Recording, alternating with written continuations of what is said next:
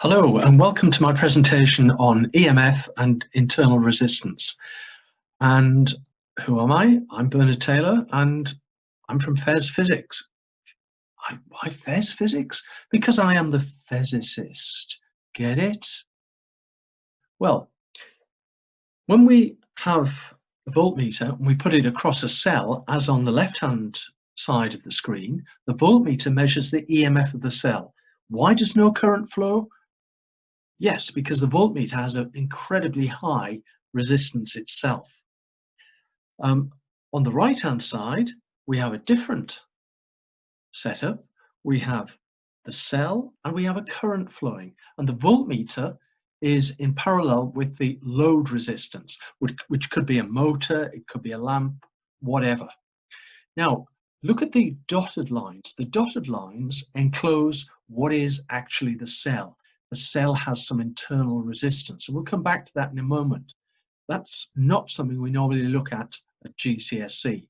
So on the right hand side, the voltmeter measures what we call the terminal PD of the cell. And notice, typically on the left hand side, the EMF would be 1.5 volts. On the right hand side, it will be less, maybe 1.36 volts.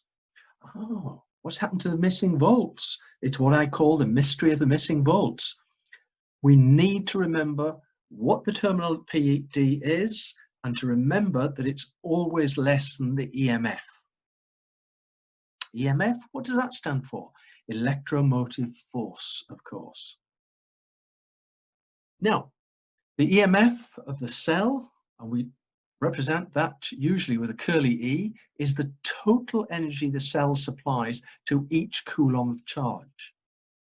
We've said that power supplies have internal resistance, and some of the energy supplied to each coulomb is lost due to heating within the power supply. Why does this happen? Because some energy is needed to push electrons through the cell itself, and this represents the lost volts. So, look at the top equation.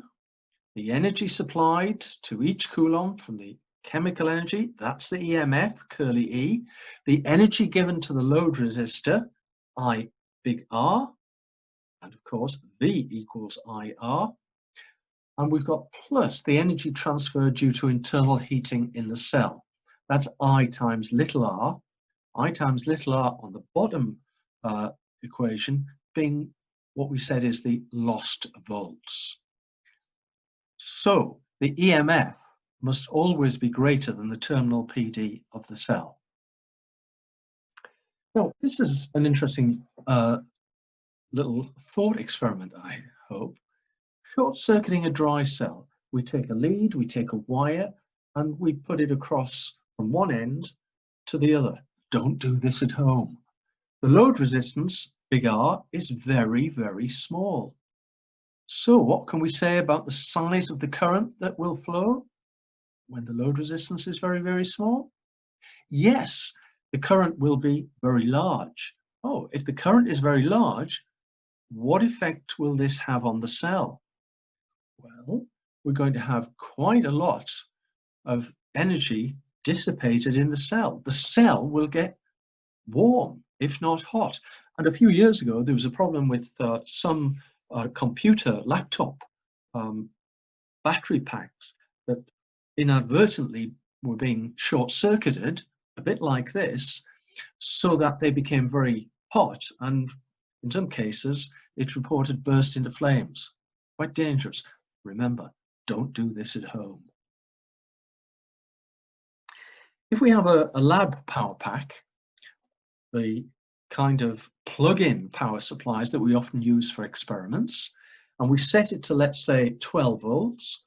If we put a voltmeter directly across the output, the EMF will be probably somewhere close to 12 volts. But we've got to remember that cells and lab power packs, any kind of power supply, has an internal resistance. So if we look at the right-hand diagram, we've got 12 volts, 12 volt supply again, but this time we've got a connection to a lamp and a current is flowing through that lamp. We can measure the current with the ammeter, and we can measure the terminal PD across the lamp. Now, if we know the EMF from the left-hand diagram, and we've measured the current on the right-hand side, and we know the terminal PD on the right-hand side diagram, then we can work out what the internal resistance is of our lab power pack. Okay, now this equation that we've used, curly E equals V plus IR, we need to be very familiar with this equation. There are generally two types of A-level exam questions, one just using this equation and the other using this equation plus involving a graph that we'll talk about very soon. So, quick few questions to revise what we've done. Cell of EMF 1.5 volts and internal resistance 1 ohm is connected to a 5 ohm load resistor, and we're asked to calculate the current, the terminal PD, and then the power dissipated in the load resistor, that's big R, and the power dissipated in the cell is effectively through little r. And I've reminded you down there of the two equations that are key to this topic. So you might want to pause and do this calculation yourself. So pause the presentation and then we'll move on.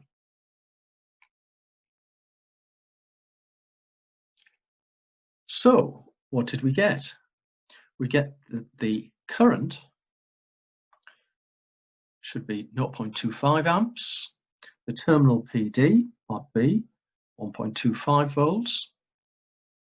The power dissipated in the load resistor, now look at this, I can use I squared big R, 0.31 watts, or I can use V times I, and again, I get 0.31 watts, as we would expect. The power dissipated in the cell itself, due to its internal resistance, is a much lower value, 0.063 watts. Okay, and I hope you did well with those calculations. And let's move on. Here we've got a circuit and we've measured the EMF as being 12 volts, and we've done a bit of a calculation, and we found that the internal resistance of this cell is 6 ohms. But this time we're changing the value of the load resistor. And each time we do that, we're measuring the current and the terminal PD. What we're trying to do is see how the power transferred to the load varies. And we're going to plot a graph of V against I. So this is the kind of table of results we're looking to get. There's the values for the load resistor that we're changing. And yeah, we could repeat our values, but I'm just keeping this simple and straightforward. We've got the current I, we've got the terminal PD V, and we're getting the power, which is V times I. Okay, so that's what we're doing. Imagine we're doing this as a practical. I actually did this and I got this set of results. Now, if we look at the power delivered to the load resistor, the final column, when is it a maximum? It's a maximum when, coincidentally with the number 6, but it's a maximum when the load resistance is equal to the internal resistance of the cell. And that's 6 watts. Okay, there's a coincidence in it being 6 watts, but that really is a coincidence. What this is an example of is the maximum power theorem. The power delivered to the load resistor is a maximum when the load resistance equals the internal resistance. Big R equals little r. And I've taken those results and I've graphed them, and my y-axis is power, my x-axis is the load resistance in ohms. And clearly we can see that peaks at a power of 6 watts. And big R equals little r, the maximum power theorem. Please remember that. Now, we said we'd come back to questions about graphs. Now, this kind of graph, a graph of V against I, often turns up in A-level physics questions. And of course, we often find the gradient and the intercept of graphs in physics.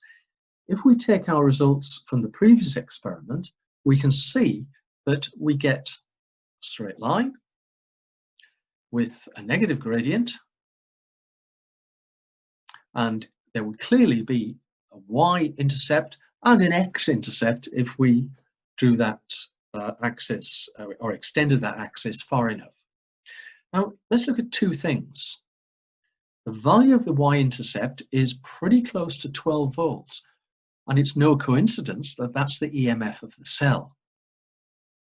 The gradient of this, now in getting the gradient, I took a large triangle, which you can just about see marked on the graph paper. Examiners do like you to mark in large triangles. That gradient is 6.17, which is more or less the internal resistance of the cell. Now, this can be the basis, or often is the basis, of a core practical that students will complete in the lab. And remember, two things we need to know: the y-intercept being the EMF and the gradient being equal to the internal resistance of the cell. But let's see why that is the case. On the left-hand side, E equals V plus IR. I'm making V, the terminal PD, the subject of the equation, and that equals minus IR plus curly E, the EMF. That's the second line down. The third line, I've just rearranged it slightly. V equals minus R times I plus curly E, the EMF. And of course, this is the form of the equation of a straight line. Y equals mx plus c, where the gradient, quite obviously, equals R. The gradient is negative. The internal resistance gives us the gradient. Now, if we look at the third line down, when I is 0, V would equal the EMF. So the y-intercept is the EMF. Now, it's important that you remember and are familiar with reproducing this argument.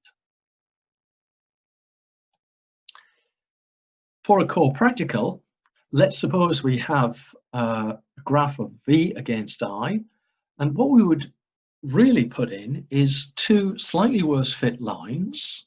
I'm not putting in uncertainty bars here, but we might, for example, get that one gradient is 5.8 ohms, the other gradient is 6.6 ohms. We're talking about two values for the internal resistance of the cell. And here I've shown you my kind of conceptual way of understanding what we're doing to work out the average value for the internal resistance and the uncertainty. So delta little r is the uncertainty. So how do we proceed from there? Yeah, we get the average value, one plus the other divided by 2, and that's 6.2 ohms. The uncertainty in R, delta R, is equal to the 6.6 minus 5.8, all divided by 2, which is 0.4 ohms. The little r is equal to 6.2 plus or minus 0.4 ohms. And that's, from this, for somebody who's done this, this would be perhaps the final outcome, final result of their experiment in calculating the internal resistance of a cell. Please note that the 6.2 and the 0.4 have the same number of decimal places. That's important. That's always what we do when writing results in this form. Now, let's look at some questions to reinforce what we've been doing. A cell has an EMF of 6 volts. A light bulb is connected a light bulb is connected in series with the cell and has a current of 0.3 amps through it. The terminal PD across the bulb is 5.4 volts. Why is the voltmeter reading across the bulb smaller than the EMF? Well, is it something to do with the lost volts? Yes, it is. And what is the internal resistance of the cell? Okay, you might want to pause for a moment and have a look at these questions for yourself. There's another question here. A photovoltaic cell has a PD of 1.5 volts. When it's connected in open circuit to a high resistance voltmeter. In open circuit. Are we just putting the voltmeter across the cell? Yes, we are. So this 1.5 volts is what? Yes, it's the EMF of the cell. The photovoltaic cell has a current of 0.02 amps flowing through it when it's connected to a small motor. The small motor is the load in this case. And in this case, the terminal PD is 1.1 volts. And we're asked, what is the internal resistance of the photovoltaic cell? Yes, we're going to use the equation again. And here's another past exam question. A graph of V against I. Incidentally, you might want to circle the milliamps on the x-axis just to remind yourself that this is milliamps, not amps. And we're asked to record the following values. The EMF of the cell, the Y-intercept. The maximum current, yes, we can read that off. And it's asking for an answer in milliamps here. But now we're using these data for part B, using these data to calculate the internal resistance of the cell. Well, yes, we want to get the gradient, but before we do this, we need to explain why the graph of V plotted against I gives a gradient which is equal to the internal resistance of the cell. So you might want to pause and have a go at these 3 questions.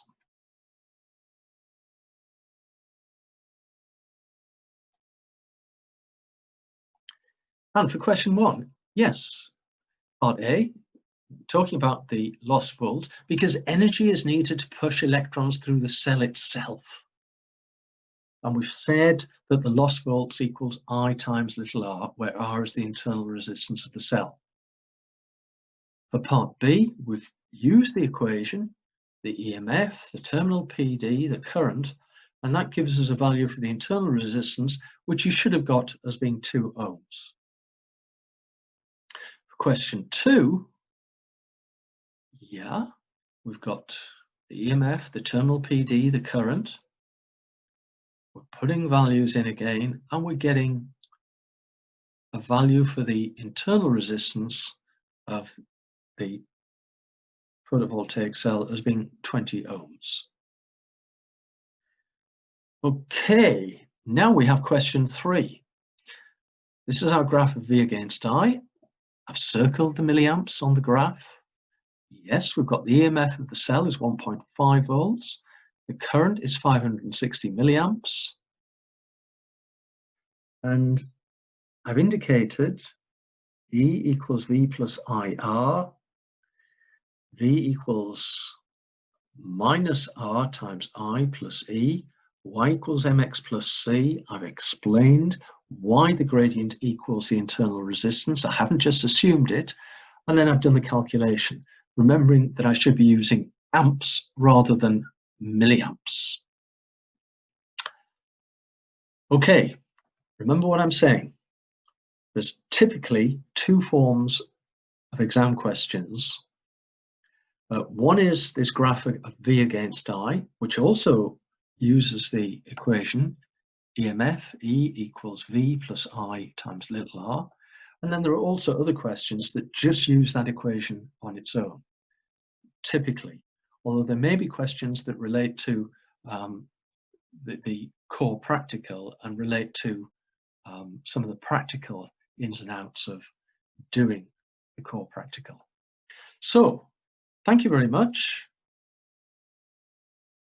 and keep working. That's me, Fez Physics.